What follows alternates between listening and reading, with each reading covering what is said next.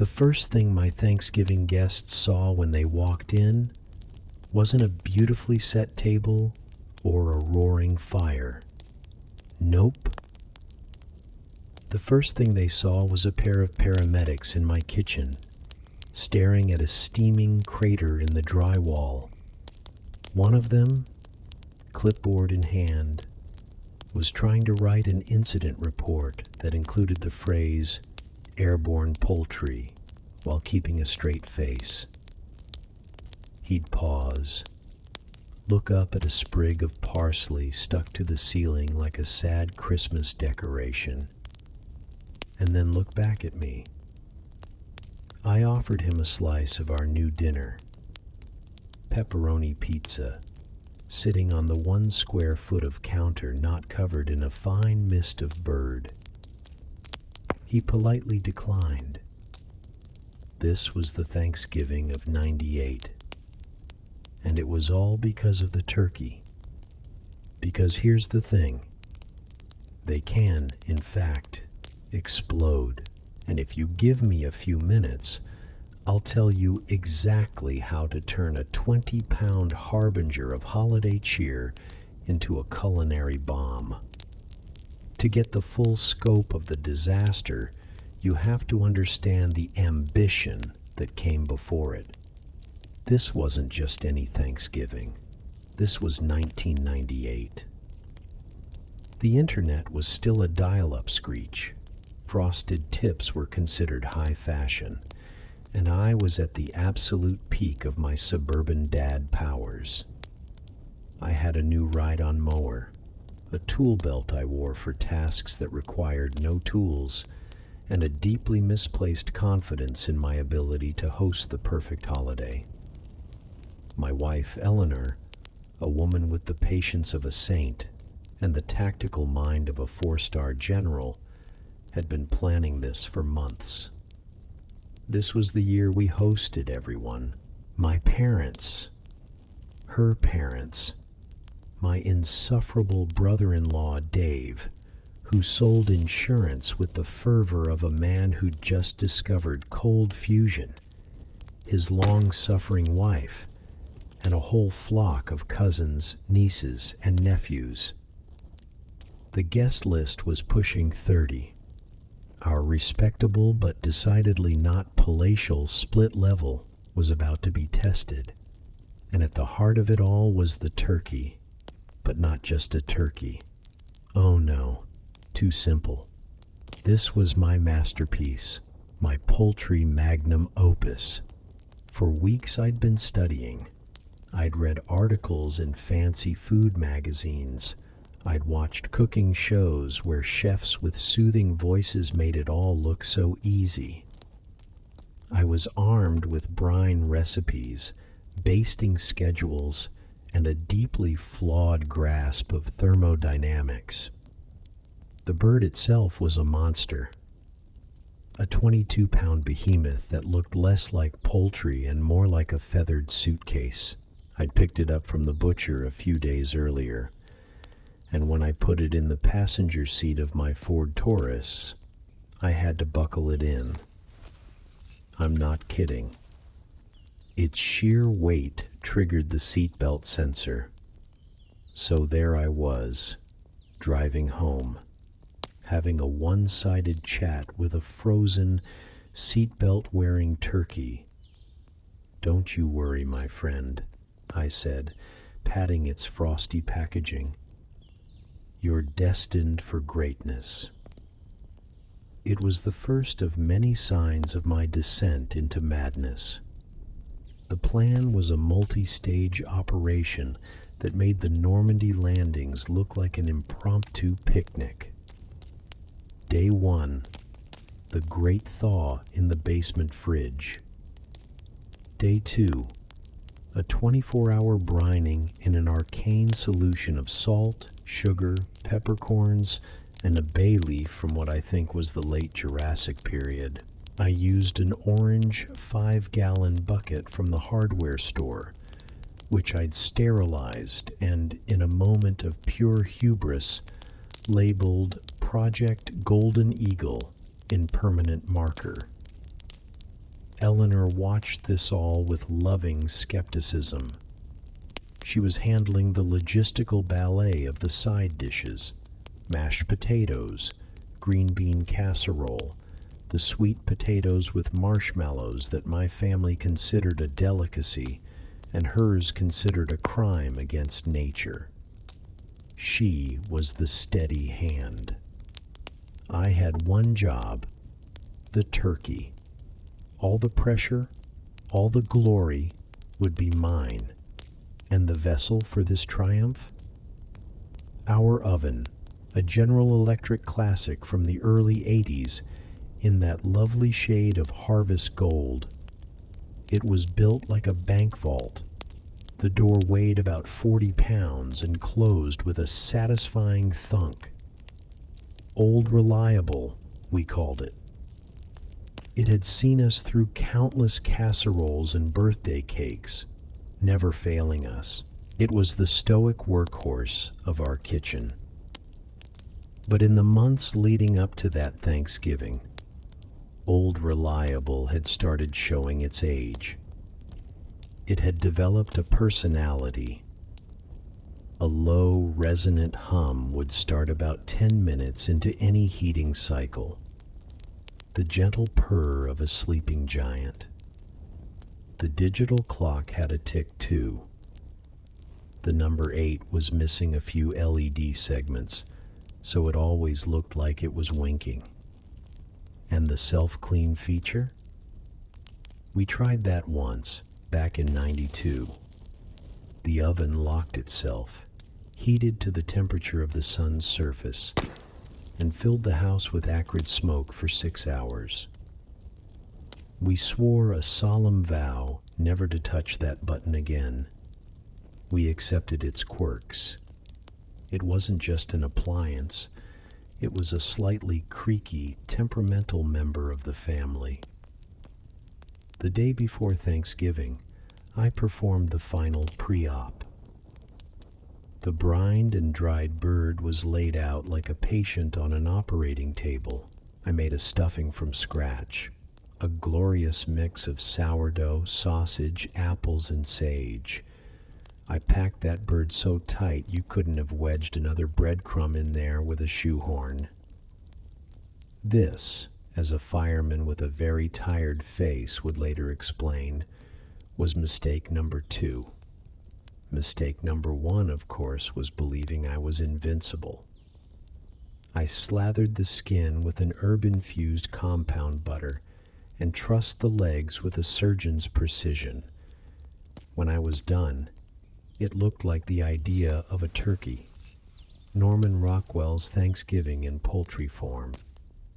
I slid it into a roasting pan, covered it, and placed it reverently in the fridge. Tomorrow, it would meet its destiny. Tomorrow, I would be a hero. I went to bed smiling, a man with no idea he was sleeping at the foot of an active volcano. Thanksgiving morning dawned crisp and clear, a perfect caricature of a New England autumn day. I was up before the sun, fueled by coffee and ego. The house was quiet. This was it. Game day. The first hint that the universe had other plans came from the garage. Eleanor sent me for folding chairs, and as I navigated the usual clutter, my foot snagged a garden hose. I went down hard, flailing, my arm smacking a shelf. A can of WD-40, dislodged by the impact, fell and landed squarely on my head with a hollow bonk. So there I was, sprawled on the cold concrete at 5:30 a.m., ears ringing, smelling distinctly of lubricant. It was an omen, the cosmos whispering, "Henry, go back to bed. Let Eleanor handle it. Order a pizza." I didn't listen. I picked myself up, rubbed the new lump on my head, grabbed the chairs, and marched back inside with renewed, idiotic determination. Back in the kitchen, it was time. I preheated Old Reliable to 325 degrees. The heating element kicked in with its familiar whoosh, but then something else. A new sound. A faint, almost imperceptible clicking. Click, click, click. Like a tiny metronome counting down to doom. I paused. "Eleanor," I called out. "Does the oven sound weird?" She walked in, tying her apron, a picture of calm. She tilted her head. "It's just humming, honey." "It always hums." "No, not the hum," I insisted. "Listen." There's a click. She listened again. "I don't hear anything. You're just nervous. You've got turkey fever." She smiled, patted my arm, and went back to peeling a mountain of potatoes. She was probably right. My reputation was on the line. Of course I was hearing things. I took a deep breath, opened the heavy oven door, and slid the 22-pound turkey inside like a high priest placing a sacred offering on an altar. I centered it on the middle rack. "See you in a few hours," I whispered, then closed the door with that solid, reassuring thunk. For the first hour, everything was perfect. The house filled with the holy aroma of roasting turkey, the smell of victory. The clicking was gone, replaced by the steady hum. My confidence returned, swelling by the minute. I was a culinary god.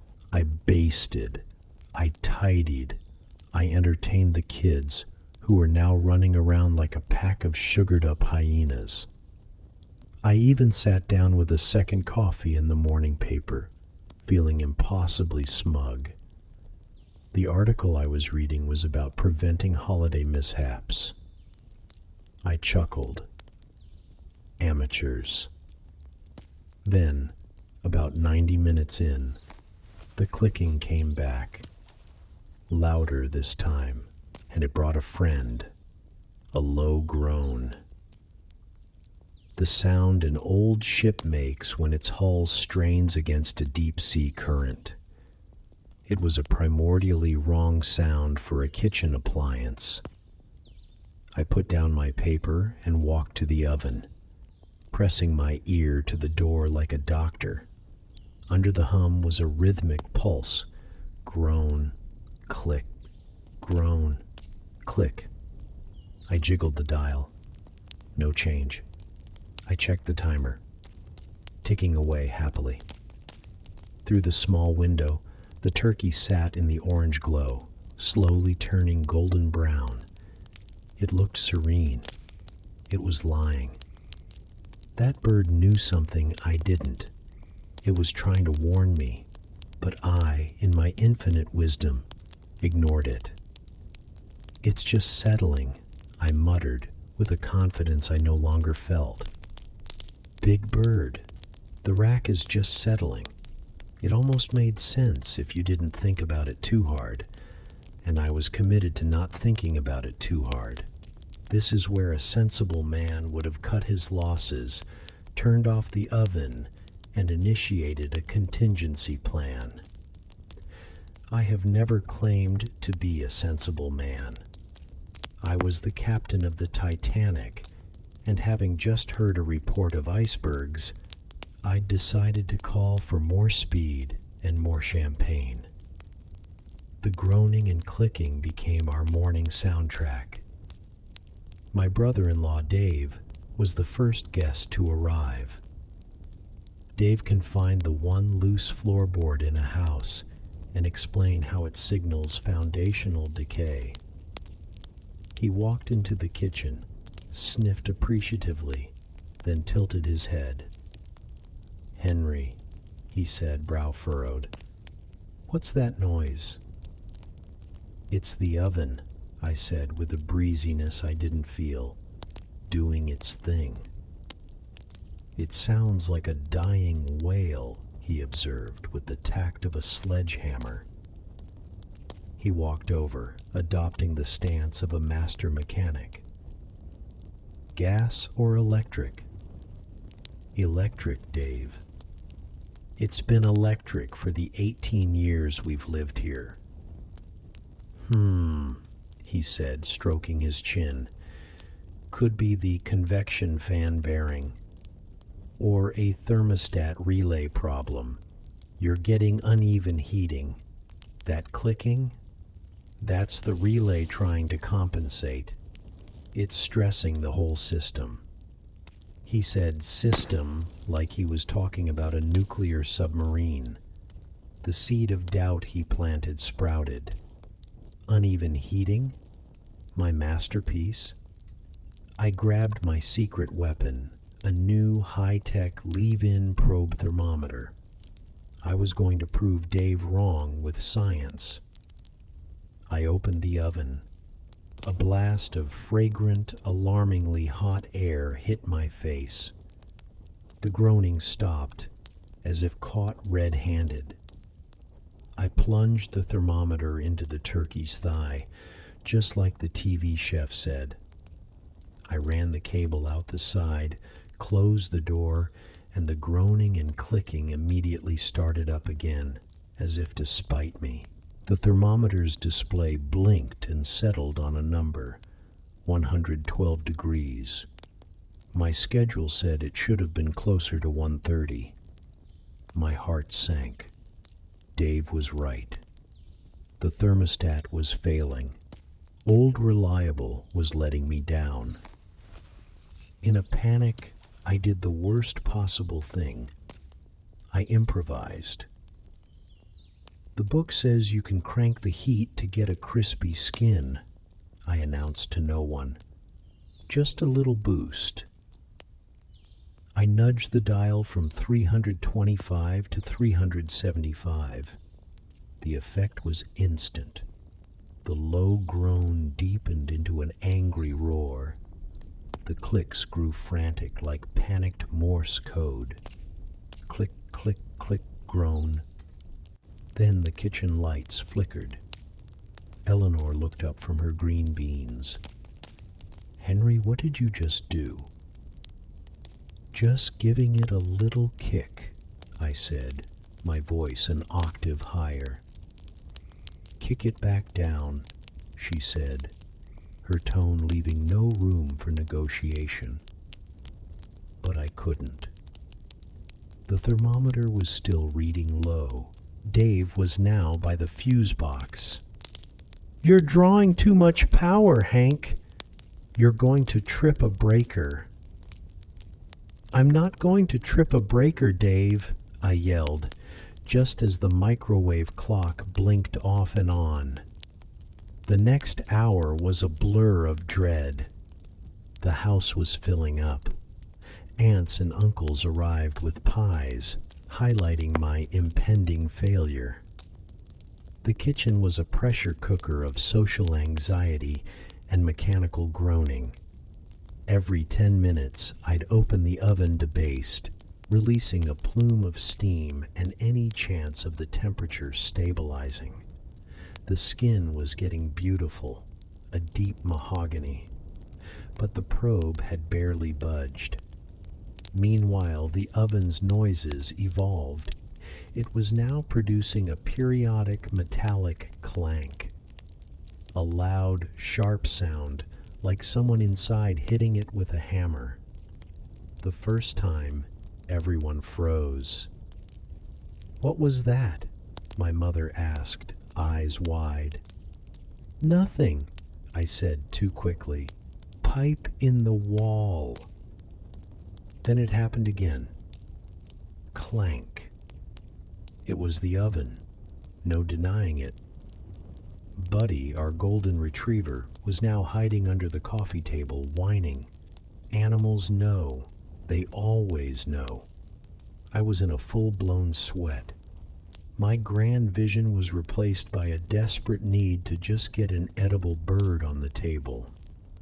My face was pressed against the oven glass, which was hot enough to fry an egg on. The turkey looked strange, puffed up, bloated, like it had been inflated. "Henry, I think it's burning," Eleanor said, peering over my shoulder. "It's not burning," I snapped with the fury of a man utterly defeated. "It's caramelizing. It's clanking, Henry," she said softly. "Ovens aren't supposed to clank." Right then, with the house full of relatives, the lights flickering, and the oven sounding like a factory on the verge of collapse, I should have pulled the plug. Acknowledge defeat. Pivot to the backup ham in the freezer. But my foolish, stubborn pride wouldn't let me. I had promised them Project Golden Eagle, and I was going to deliver it, even if it killed me. If you've ever felt that pit in your stomach when a holiday goes off the rails, do me a favor and hit that like button. Let me know I'm not the only one who's declared war on an inanimate object. And believe me, this war was about to have a very clear winner. The final clank was different, louder, deeper, with a chilling finality. It was the sound of surrender. Then, silence. The groaning, the clicking, even the hum, all gone. All I could hear was my own heart and the distant chatter of my relatives, blissfully unaware they were 50 feet from a time bomb. The silence was worse than the noise. "It stopped," I whispered. Dave, hovering like a vulture, leaned in. "See? Relay probably burned out. It's not heating anymore. Your bird's gonna be raw." Maybe he was right. I peered through the little glass window, now hazy with a strange film. The interior light was out. The turkey was just a dark shadow. I had to know. I reached for the handle. It was hot, a furious, angry heat I could feel through my oven mitt. I hesitated for a fraction of a second, then pulled. The door was stuck. I pulled harder. It wouldn't budge. "It's stuck," I said to Dave, my voice trembling. "It's the pressure," he said, his eyes widening. "All that moisture. If the vent failed, it's like a pressure cooker, Hank." And that's when I saw it. The oven door, that 40-pound slab of steel, began to bow outwards. A subtle, terrifying flex. Time slowed down. I saw Eleanor's face across the room, her mouth forming my name. I saw the reflection of the flickering lights in Dave's glasses. I saw a drop of sweat fall from my forehead and sizzle on the floor. Then, with a sound I can only describe as a deep-throated foomp, the world exploded. It was a gut punch of a sound, a concussive wave that hit my chest and sent me stumbling backward. The oven door didn't fly open. It detonated. The glass window shattered into a million tiny pieces, shooting across the kitchen like shrapnel. The door itself ripped from its hinges, flew across the room, and embedded itself in the refrigerator with a deafening crash, leaving a perfect rectangular dent we'd later call the tombstone. A brilliant orange fireball erupted from the oven's gaping maw, licking the ceiling and blackening the paint before vanishing, replaced by a thick cloud of gray smoke. And then came the stuffing. Remember how I'd packed that bird with the density of a neutron star? The heat and pressure had turned my artisanal stuffing into a biological weapon. It shot out of the turkey's cavity like a cannonball, a scalding mass of bread and meat hitting the opposite wall with a wet splat. It didn't just hit the wall, it redecorated it. A Jackson Pollock of Thanksgiving regret, dripping slowly onto the floral seat cushions. The turkey itself, or what was left, had achieved liftoff. The explosion launched the 22-pound carcass out of the oven. It rocketed out, trailing smoke, and embedded itself, breast first, into the drywall. It hit with such force that the back half stuck out, its trussed legs pointing accusingly at the sky. The kitchen was a war zone. A layer of greasy soot settled on every surface. The air smelled of burnt sugar, scorched metal, and shattered dreams. A single, perfectly browned carrot rolled slowly out of the smoking oven and stopped by my foot. The silence that followed was broken only by a high-pitched ringing in my ears. The great Thanksgiving turkey explosion of '98 was complete. For a long moment, nobody moved. I was on the floor, staring at the turkey leg sticking out of my wall. Dave was flattened against the hallway entrance, his face white. And Eleanor was standing by the counter, holding a potato peeler, with a single dollop of gravy dripping from her eyebrow. She was preternaturally calm, as if she'd been expecting this all along. The spell was broken by the smoke alarm, shrieking with the fury of a device whose purpose had just been spectacularly vindicated. That and Buddy the dog, who streaked into the kitchen, saw the chaos and began barking his head off at the turkey in the wall. My brain rebooted. My first coherent thought wasn't, "Is everyone okay?" It was, "I need to save the stuffing." I scrambled to my feet. "Don't just stand there," I yelled at Dave. "Get a bowl." "A bowl?" "Henry, the oven exploded. We should evacuate." "It's not going to explode again," I reasoned with the logic of a madman. "It's already exploded." This is good stuffing. I began scraping the hot mass off the wallpaper with my bare hands, burning my fingers. It was Eleanor who took charge. She calmly twisted the shrieking smoke alarm off its base, silencing it. Then she walked over to me, took me by the shoulders, and looked me in the eye. "Henry," she said, her voice dangerously quiet, "stop touching the wall stuffing. Open the windows." She turned to Dave. "Dave, call the fire department, just in case." Dave fumbled for the phone. "What do I tell them?" "Tell them," Eleanor said, wiping the gravy from her eyebrow, "that we've had a minor culinary incident." While Dave tried to explain an exploding turkey to a skeptical 911 dispatcher, I stumbled around opening windows. The smoke began to clear, revealing the true damage. Grease on everything, a black ceiling. The fridge looked like it lost a fight with a truck. And Project Golden Eagle was now a structural component of our home. The fire department didn't come. Apparently, my brother-in-law's turkey exploded wasn't a top priority without an actual fire. But they did send a paramedic unit just in case.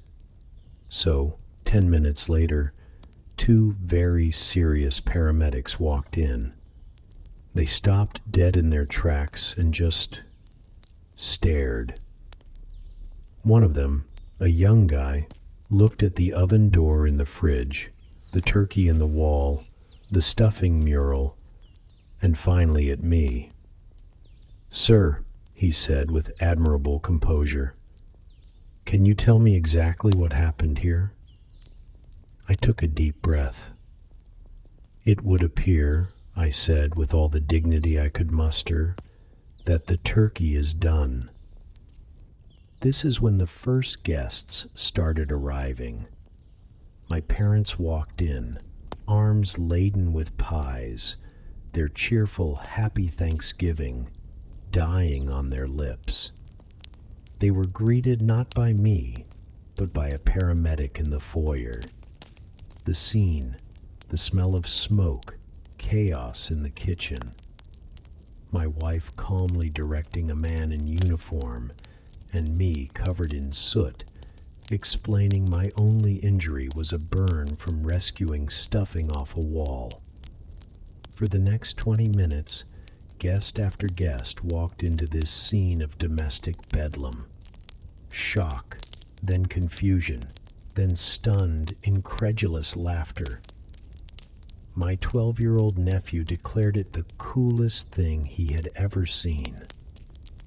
My mother-in-law just shook her head, muttering, "I told him to just buy a pre-cooked one." The paramedics, having determined the only casualty was my pride, were about to leave when Eleanor made a command decision. "Nobody's going anywhere," she announced. "I'm ordering pizza." And that's how we had our Thanksgiving dinner, all 30 of us. We pushed the dining table against a wall and laid out 15 pizza boxes on every flat surface. The two paramedics, Tom and Jerry, I swear it's true, were convinced by Eleanor to stay. They sat on the couch, eating pepperoni pizza, listening to my father tell them about roasting a goose on a car engine. The turkey remained in the wall for the whole meal. It was a centerpiece, a conversation starter. At one point, I saw my Uncle Frank gently poke a drumstick. There, in the wreckage, surrounded by family and two bemused paramedics, eating cheap pizza off paper plates, I realized something. I had wanted the perfect Thanksgiving, the flawless meal, adoring praise. I wanted to create a perfect memory, and in my spectacular, catastrophic failure, I had done exactly that. Nobody remembers the perfect Thanksgivings. They remember the time the dog ate the pie, or the power went out, and everyone would remember the great turkey explosion of '98. The lesson learned wasn't about overstuffing a turkey or ignoring a groaning oven. Number. The lesson was that the best laid plans are often just the setup for a much better story. We spend so much time chasing perfection, especially around the holidays, that we forget the whole point is just to be together. The chaos, the disasters, the exploded birds, that's not the ruin of the holiday. That is the holiday. It's the stuff memories are made of. The dent stayed in that fridge until the day we replaced it. And for years my brother-in-law Dave sent me a single bay leaf in the mail every November. So, if you're ever in the middle of a holiday disaster, take a breath, look around, then order a pizza. I promise nobody will ever forget it. Now, I want to hear from you. What's the worst holiday cooking disaster you've ever been a part of? Let me know in the comments.